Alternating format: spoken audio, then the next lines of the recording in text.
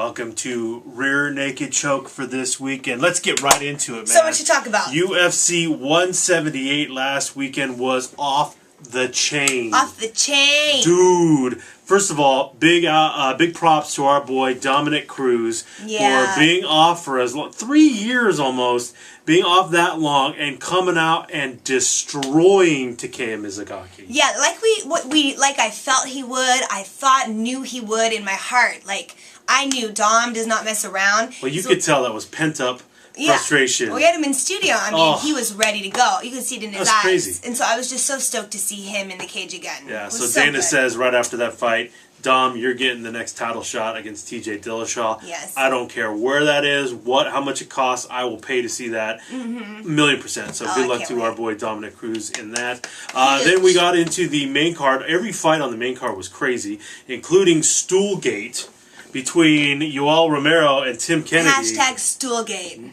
What the heck?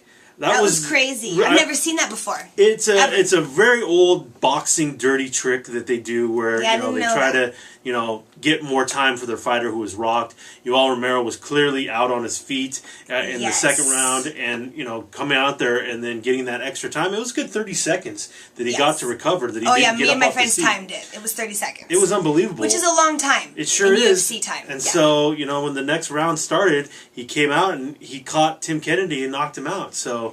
Not fair, but that's the way it goes. I just don't blame him. I blame the refs. Like, they should have pulled the stool from him. They should have made him get in. And Tim Kennedy, it wasn't like they were holding, his hand over his mouth like he couldn't breathe for 30 seconds. He got that 30 seconds to rest, too.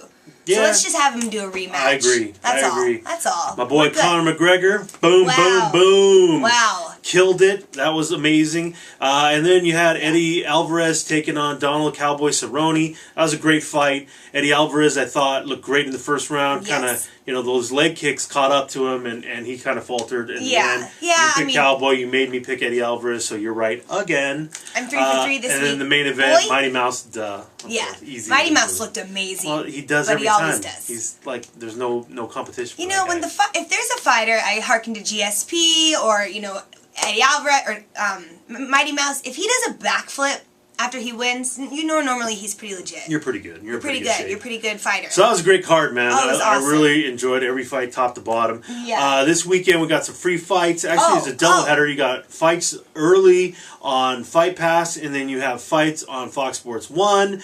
Main event is going to be Tarek Saffiedine taking on Rory McDonald. Rory McDonald's one of those guys that.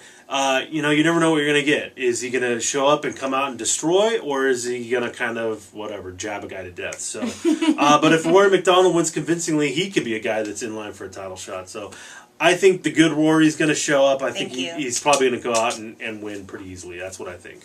You agree? Yep. All right, there you go. I agree 100%, that is actually. Rear Naked Choke for this week. We'll see you next week. Thanks, Bud Light. What up? That was a high five.